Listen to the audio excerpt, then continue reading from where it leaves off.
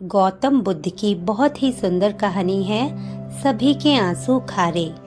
उस समय भगवान गौतम बुद्ध अपने शिष्य संघ के साथ जेतवन में निवास करते थे। वहाँ के राजा प्रसेनजित के मन में गौतम बुद्ध के लिए श्रद्धा जागी और वे उनसे मिलने लगे। राजा के मन में श्रद्धा जागी तो उनकी जो प्रजा थी वो भी बुद्ध की तरफ आकर्षित हुई। तो राजा प्रसेनजित के जेतवन जाने से सभी लोगों की बुद्ध की शिक्षाओं में रुचि और संघ का सम्मान बढ़ गया। राजा को प्रति सप्ताह बुद्ध की धर्म देशना सुनने जाते देख बहुत से अधिकारी भी वहां जाने लगे।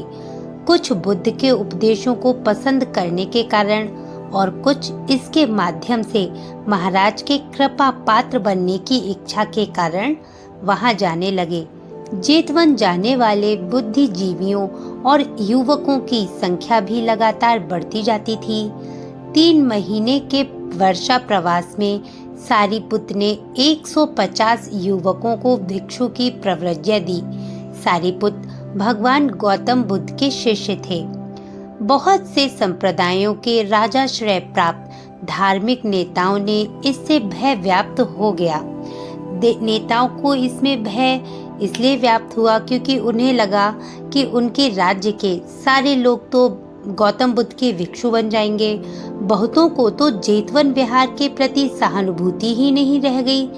वर्षा प्रवास की समाप्ति पर हुए समारोह में राजा ने सभी भिक्षुओं को वस्त्र और निर्धन लोगों को भोजन तथा आवश्यक की अन्य वस्तुएं भेंट की।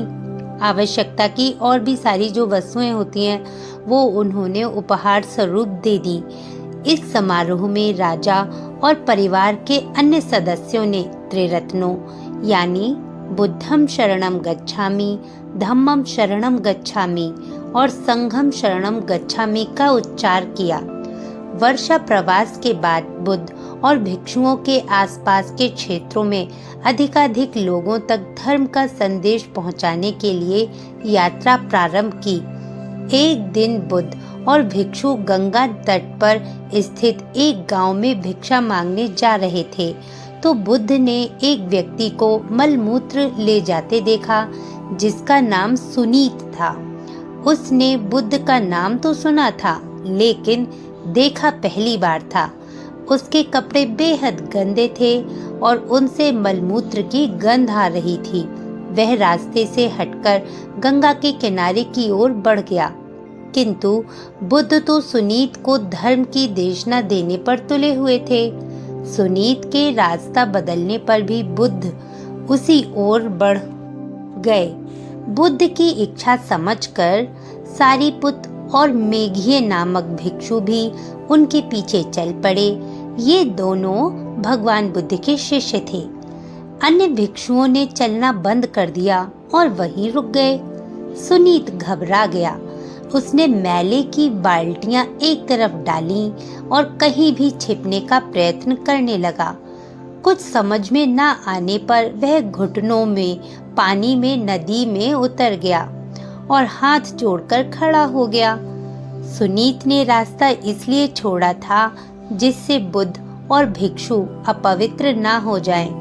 उसे पता था कि वह अछूत है और भिक्षुओं में उच्च वर्ण के बहुत से लोग हैं। इन्हें अपवित्र करना तो अक्षम्य अपराध होगा। उसे आशा थी कि नदी में घुस आने पर बुद्ध उसे छोड़कर अपनी राह पर चल पड़ेंगे किंतु बुद्ध कहाँ छोड़ने वाले थे। वे पानी के किनारे तक गए और कहा, मित्र मेरे समीप आओ ताकि हम एक दूसरे से बात कर सके। सुनीत ने हाथ जोड़े और कहा, प्रभु मैं ऐसा करने का साहस कैसे कर सकता हूँ। बुद्ध ने पूछा, क्यों नहीं कर सकते? मैं एक अस्पृश्य हूँ और आपको तथा भिक्षुओं को अपवित्र करना नहीं चाहता। बुद्ध ने उत्तर दिया, हमारे सद्धर्म मार्ग में जाति पाति का कोई भेदभाव नहीं है। तुम भी हमारी भांति एक मानव हो। हमें अपवित्र होने का भय नहीं है। केवल लोभ, घृणा और अमर्ष ही हमें अपवित्र कर सकते हैं। तुम जैसा बढ़िया व्यक्ति तो हमारे लिए आनंद के अतिरिक्त किसी बात का कारण बन ही नहीं सकता। तुम्हारा नाम क्या है? प्रभु, मेरा नाम सुनीत है। सुनीत, क्या तुम औरों के समान भिक्षु बनना चाहोगे? सुनीत बोला, मैं नहीं बन सकता। बुद्ध ने पूछा, क्यों नहीं? सुनीत बोला, क्योंकि मैं अस्पृश्य हूँ। बुद्ध बोले, सुनीत, मैं तुम्हें बता चुका हूँ कि संबोधि के मार्ग में जाति का कोई स्थान नहीं। जिस प्रकार गंगा, यमुना, अचिरावती, माही और रोहिणी नदियाँ समुद्र में मिल जाने पर अपना पृथक अस्तित्व खो देती हैं, ऐसे ही जो व्यक्ति गृह त्याग कर सद्धर्म का मार्ग अपना लेता है, उसकी जन्मजात जाति छूट जाती है, भले ही वह ब्राह्मण, क्षत्रिय, वैश्य, शूद्र अथवा अस्पृश्य जाति में ही क्यों ना जन्मा हो। सुनीत, यदि तुम चाहो तो शेष लोगों की भांति तुम भी भिक्षु बन सकते हो। सुनीत को अपने कानों पर विश्वास नहीं हुआ। उसने अपने जुड़े हाथ माथे से लगाए और कहा, अब तक किसी ने इतनी दयापूर्वक मुझसे बात नहीं की है। आज का दिन मेरे लिए सर्वाधिक प्रसन्नता का दिन है। यदि आप मुझे अपना शिष्य बना लेते हैं तो मैं अपनी समस्त चेतना के साथ आपकी शिक्षाओं के अनुरूप चलूंगा। बुद्ध ने अपना भिक्षा पात्र मेघिए के हाथ में पकड़ाया और बढ़कर सुनीत का हाथ पकड़ लिया और सारीपुत से कहा, सारीपुत, सुनीत को नहलाने में मेरी सहायता करो।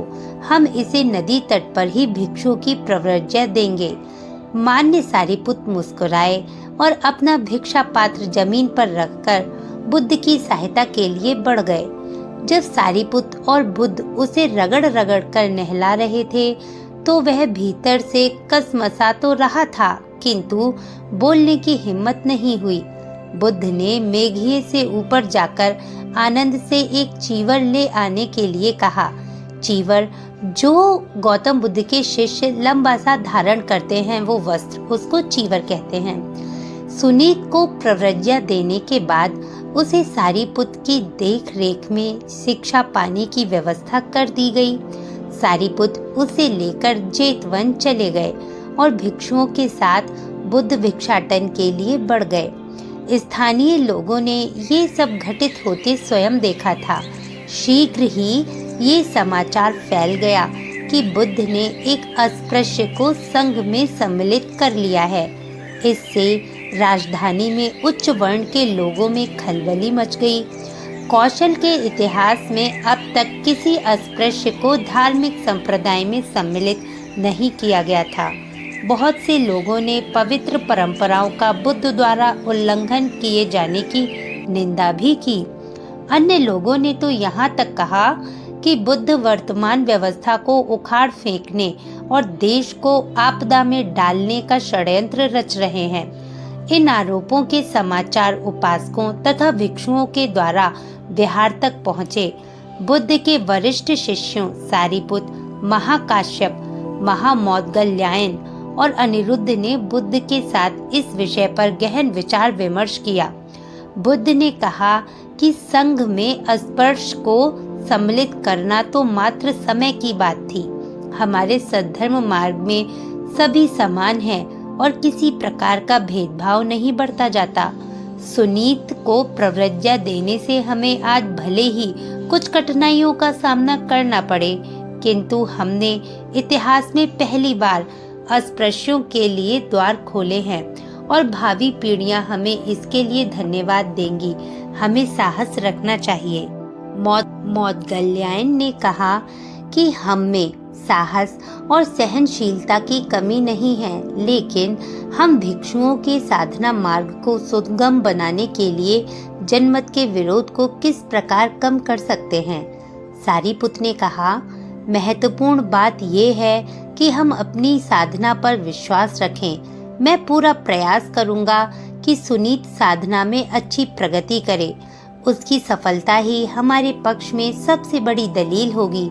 हमें समता का सिद्धांत लोगों को समझाने के मार्ग खोजने पड़ेंगे। आपका क्या विचार है बोधिसत्व? बुद्ध ने सारीपुत के कंधे पर हाथ रखकर कहा, आपने मेरे ही विचार व्यक्त किए हैं। शीघ्र ही सुनीत को प्रव्रज्या देने का समाचार राजा प्रसेनजित के कानों तक भी पहुंचा। धार्मिक नेताओं ने राजा से भेंट करके इस प्रश्न को लेकर गहरी चिंता व्यक्त की। उनकी तर्कपूर्ण दलीलों से राजा भी विचलित हो गए और बुद्ध के प्रति भक्ति भाव रखने के बाद भी उन्होंने कहा कि वह धार्मिक नेताओं की आपत्तियों पर विचार करेंगे। कुछ दिन बाद वह स्वयं ही जेतवन जाकर बुद्ध से मिले। विहार के बाहर ही अपना रथ रुकवाकर वह पैदल ही बुद्ध की कुटिया की ओर चल दिए। वह प्रत्येक भिक्षु को नमन करते गए और भिक्षुओं की शांत सौम्य मुद्रा से उनमें बुद्ध के प्रति विश्वास भाव दृढ़ हुआ। बुद्ध की कुटी से पहले ही एक भिक्षु बड़ी चट्टान पर भिक्षुओं के छोटे दल और उपासकों के समक्ष प्रवचन कर रहा था। वह बहुत ही मनोहारी दृश्य था। प्रवचन करने वाले भिक्षु की आयु 40 से कुछ कम ही थी, किंतु उसके मुख पर शांति और विद्वता की झलक साफ साफ दिख रही थी। सभी श्रोता ध्यान से उसका प्रवचन सुन रहे थे। राजा जरा ठिठके और सोचा कि यह भिक्षु क्या कह रहा है, उसे ध्यान से सुने तो। किंतु जब उन्हें अपने आने का उद्देश्य याद आया तो वह आगे बढ़ गए और सोचा कि मैं ये प्रवचन वापसी में सुनूंगा। बुद्ध ने महाराज का अपनी कुटिया के बाहर स्वागत किया। आरंभिक शिष्टाचार के बाद राजा को उन्होंने कुर्सी पर बिठाया। राजा ने पूछा कि चट्टान पर बैठा प्रवचन करने वाला भिक्षु कौन है? बुद्ध प्रश्न सुनकर मुस्कुराकर बोले, वह भिक्षु सुनीत था। कभी वह अस्पृश्य था और मलमूत्र ढोता था। आपको उसका प्रवचन कैसा लगा? महाराज उलझन में पड़ गए। इतना प्रभावशाली भिक्षु सुनीत था? उन्होंने कभी अनुमान भी न लगाया था कि ऐसा होना संभव हो सकता है। महाराज कुछ कहें उससे पहले ही बुद्ध ने कहा, प्रव्रज्या लेने के दिन से ही सुनीत समर्पित भाव से साधना अभ्यास में जुटा हुआ है। वह बहुत ही निष्ठावान, समझदार और दृढ़ संकल्प का धनी व्यक्ति है। यद्यपि उसे प्रव्रज्या ग्रहण किए अभी 3 ही महीने हुए हैं, किंतु इस समय उसने श्रेष्ठता और शुद्ध हृदयता का परिचय दिया है। क्या आप उससे मिलना चाहेंगे और इस योग्य भिक्षु को कुछ उपहार देना चाहेंगे? महाराज ने साफ साफ कहा, मैं उससे मिलना भी चाहूँगा और उपहार भी देना चाहूँगा। गुरुवर, आपकी शिक्षाएं बड़ी गूढ़ और अद्भुत हैं। मैं अब तक आप जैसे आध्यात्मिक नेता से नहीं मिला जिसका हृदय और चित्त इतना उन्मुक्त हो। मैं नहीं समझता कि कोई व्यक्ति, पशु या वृक्ष, पौधा ऐसा नहीं जो आपकी सदाशयतापूर्ण उपस्थिति से प्रभावित ना हो। सच तो ये है कि मैं आज इस इरादे से आया था कि आपसे पूछूं कि आपने एक अस्पृश्य को संघ में कैसे सम्मिलित कर लिया, लेकिन उस क्यों का उत्तर मैंने अपनी आंखों से देख कानों से सुन और समझ लिया है। अब मैं आपसे ये प्रश्न करने का साहस नहीं कर सकता। मैं आपके समक्ष प्रणत हूँ। राजा उठने लगे तो बुद्ध ने उनको बिठा लिया और राजा का हाथ अपने हाथ में ले लिया और उन्हें बैठाकर बुद्ध ने कहा, महामहिम, आत्म मुक्ति के मार्ग में जाति का कोई भेद नहीं। चेतना अवस्था प्राप्त करने वाले व्यक्ति के समक्ष सभी समान होते हैं। हर व्यक्ति का खून लाल होता है और हर व्यक्ति के आंसू खारे होते हैं। हम सभी मानव हैं। हमें ऐसा मार्ग खोजना होगा जिससे प्रत्येक व्यक्ति अपने सम्मान और संभावनाओं की पूर्ण प्राप्ति कर सके। इसलिए मैंने सुनीत को भिक्षु संघ में सम्मिलित कर लिया है।